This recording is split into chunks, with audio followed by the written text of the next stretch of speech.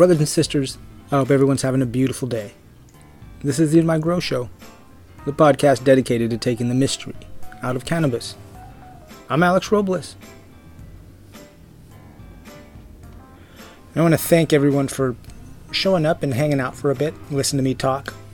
I also want to thank bensound.com and all of the artists that let me use their music to do this show. Go to the show notes, find out who these people are who put this music out. And go find them and, go support them. They put out great music. Alright, before I go any further, I want to make a really quick correction. A couple of weeks ago I mentioned that you should go out and get Greg Green's book. But I didn't tell you what book that was.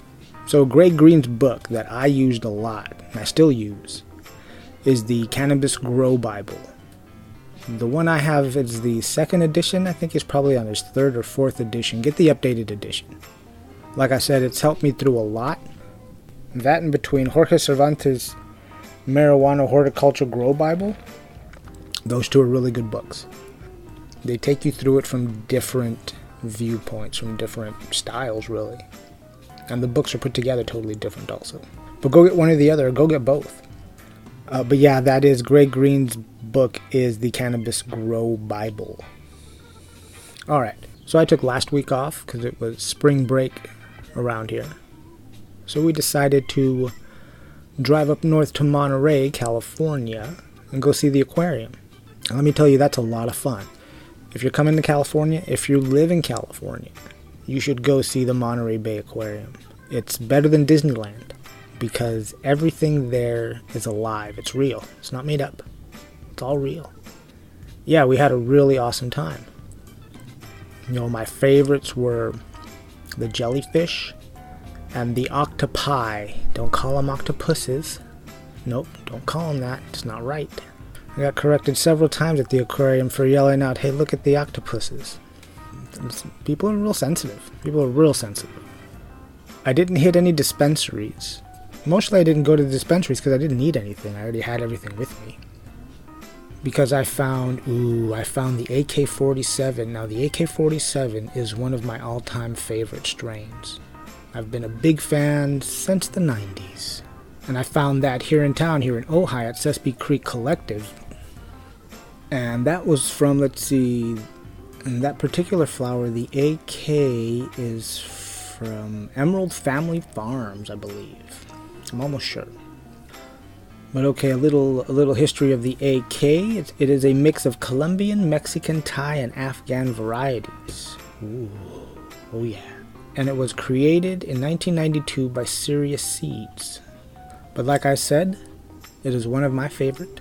I went out of my way to go get it. I don't know if they still have it. I'll call next time and see if they do. That almost sounds like a riddle. So I rolled a bunch of joints of that, so I had enough of that up there. And then in my vape pen, for subtlety, because you're going to go out, see new things. You don't know how people are going to react. You don't know if it's going to be okay to light up a joint. I got a cartridge for the vape pen. It was a Gorilla Glue number 4. It was a distillate cartridge from Alpine. And I found that at Ojai Green's dispensary here in Ojai also. I love living in Ojai, having 2 dispensaries in town. They're about to begin to allow recreational cannabis use. They're starting to write the regulations now. So that means anybody can walk into the dispensaries. You don't have to be a patient and buy cannabis, as long as you're over 21. Alright, but getting back to the vape cartridge. It's a distillate vape cartridge. To me, it had a lot more terpene flavor. The flavor profile was a lot better. Ooh, big word, flavor profile. It was a lot better than other, let's say, the Absolute Extract cartridges. The terpene flavor was a lot, I guess you would say, the best I could describe it is clearer. It was definitely smoother, for sure. And I found that at the Ojai Greens dispensary. Now, I also took some more of that Orange Durban Poison, but I talked about that last week, I believe. And I took some more of that Mango Kush also, which I talked about a few weeks back. Yeah, I was just excited about that AK-47. Haven't seen that in a while. Alright, moving on to the report from the cannabis front lines. In California, they're talking about expungement Assembly Bill 1793 is pending to allow automatic expungement or reduction of a prior cannabis conviction of an act that is not a crime as of January 1, 2017, or for a crime that as of that date subject to a lesser sentence. The Assembly's Public Safety Committee will hold a hearing on AB 1793 on April 17th at 9 a.m. Also, Assembly Bill 2069 to strengthen employment rights for medical cannabis patients. The bill would explicitly bar employers from discriminating against workers solely because of their status as a medical cannabis patient, or due to testing positive for medical marijuana use on a workplace drug test. The Assembly's Labor and Employment Committee will hold a hearing on AB 2069 on April 18th at 1:30 p.m. Alright, looks like California's moving in some positive directions here. Next, Alaska. Senate Bill 184 prohibits the release of past records for any marijuana offense that is no longer defined as a crime under state law. The bill's intent is to reduce barriers of employment for people who have been convicted of low-level marijuana possession crimes that would be legal under today's law, and to make it more likely that people convicted of low-level crimes will become contributing members of society. SB 184 was approved by the Judiciary Committee and referred to the Finance Committee on March 29th. And now for Hawaii, House Bill 2729 seeks to allow for out-of-state medical marijuana cardholders to access medical cannabis while visiting Hawaii. Other provisions in the bill prohibit employers from either discriminating against or taking punitive action against employees solely based on their medical cannabis use or patient status. The bill already passed the full House last month. The Senate Ways and Means Committee approved House Bill 2729 with amendments on April 6th, and it will now go before the full Senate. Well, there you go, folks. Those are just a few of the things going on in politics and cannabis around the country. I got a majority of this information off of the NORML website. That's normal.org. Go over there. It's a great resource. Become a member. Read up on your state. Read up on other states. Like I said, that is normal.org. Okay, what else do I have here on my notes? I'm going to take a short break, and then I'll be back to continue talking about the plant and veg. Not everything. I'm just going to give some of the highlights. So hang tight, and I will be back. Alright, so I'm truly back now. So this is my second or third take to record this episode. The first time, I got way too high to record the episode. Seriously, even with notes, I couldn't do it. Way too high. Second time, I looked at my notes, and I think I took my notes while I was high because I didn't understand them. So, third time's a charm. So here we go, folks. The plant and veg. Now, I consider my plants and veg from a seedling when they have 4 sets of leaves, 4 sets of true cannabis leaves. Got the serrated edge, looks like a cannabis leaf. When it's got those, then I consider it to be in veg, and I start treating it as such.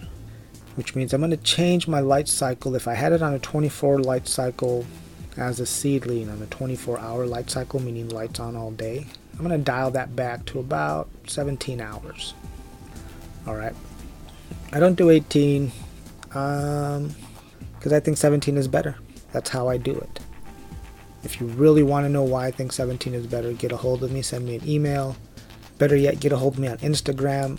We can talk about it on Instagram. @InMyGrow. Alright, moving on. So once it's in veg, I'm going to transplant it into a bigger pot. Either a 3-gallon or a 5-gallon, depending on how much room I have for it. I'm going to transplant it into a rocket pot. Now I'm going to fill it with some nice and rich soil. The kind I use from a bag is Recipe 420 from E.B. Stone. I can find it real easy out here at my local nursery out here in Ojai, in California. And to that soil, I'm also going to add some soil amendments. Now, just to be clear, I don't use bottled nutrients. I haven't used bottled nutrients in a long time. I haven't used mineral salts in a long time. I couldn't tell you what line to use, which one's the best. But if you are going to use bottled nutrients, here's my suggestion. Use them as the manufacturer directs you to do it. Read the directions, use their feeding chart, use their feeding schedule, use their pH chart, because it's all formulated to work together to give you good results. If you have any questions about it, call the manufacturer. They should be more than willing to help you with it. They should be more than willing to walk you through your whatever you don't understand.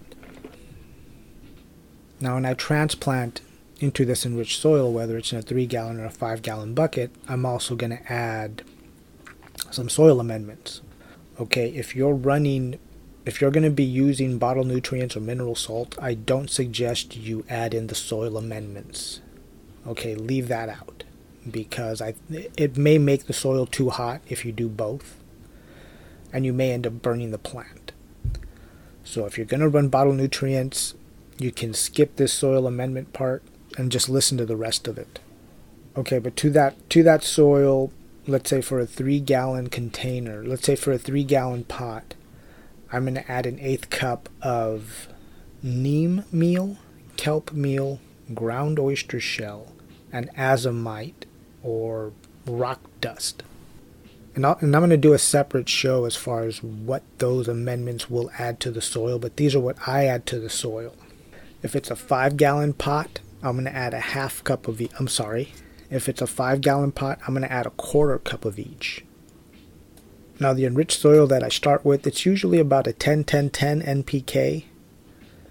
These amendments is going to bring that up to around a 17-12-16 NPK, which is good. You want more nitrogen and more potassium than phosphorus in the vegetative state. So it works out pretty good. And the reason I use the soil amendments is because I've figured out that it makes it easier for me, so all I have to do is water in some microbes. And the microbes that I use is a product called Recharge that I get great results with. I also, along with that watering, I put in some liquid fertilizer, some liquid kelp and fish emulsion. And I also throw in some molasses just to add in that extra sugar for the microbes to eat.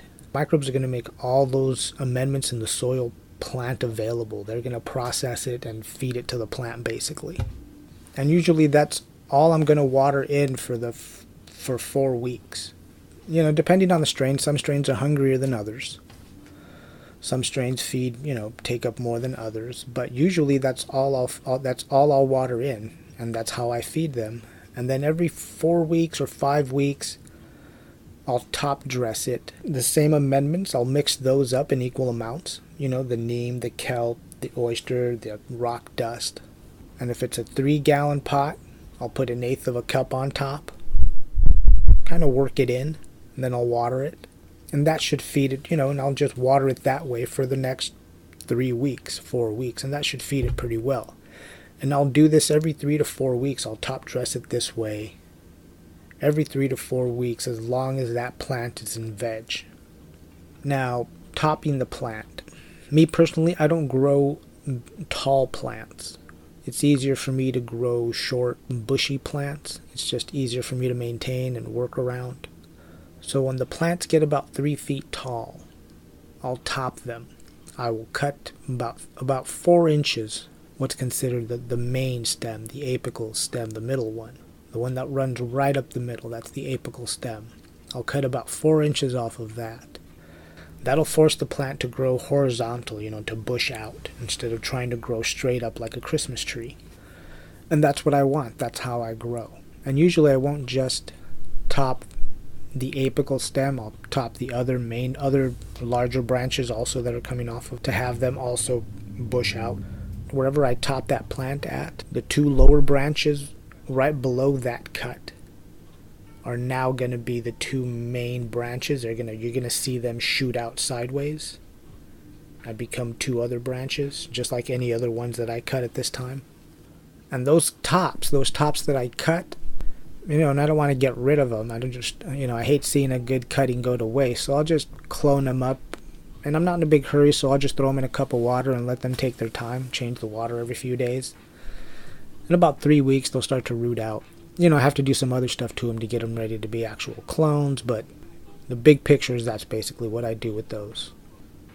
Yeah, and the vegetative stage, don't forget, the vegetative stage is the stage where that cannabis plant puts on most of its weight and size, root system. So if everything's perfect, it gets enough light, it gets enough food, it gets enough water, you should have a nice healthy plant when you take it into flowering.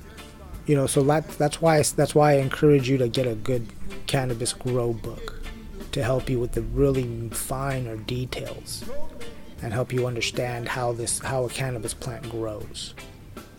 That's pretty much it. Those are, like I said, these are the highlights of a cannabis plant and veg, the actual plant itself, what you'll expect to see.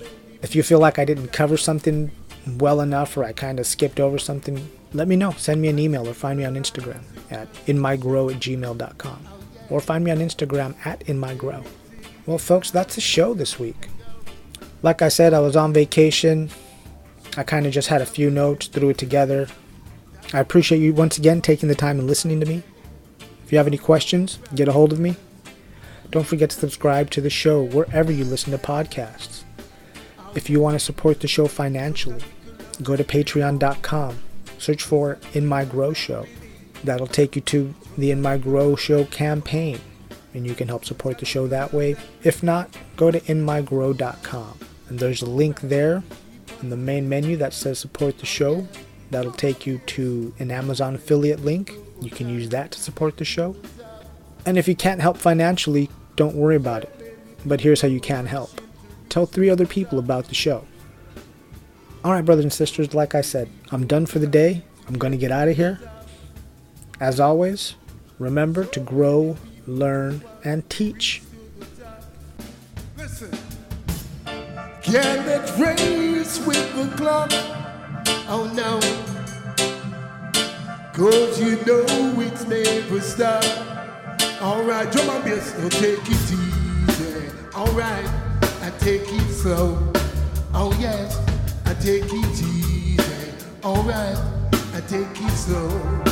Oh yes, just a little love that we want. Just a little love that we need.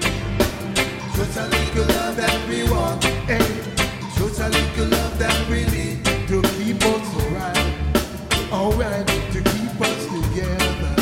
Oh yeah, keep us together. Alright, keep us alright. Oh yeah, hey, just a little love that we want. Just a little love that we need. Just a little love that we want.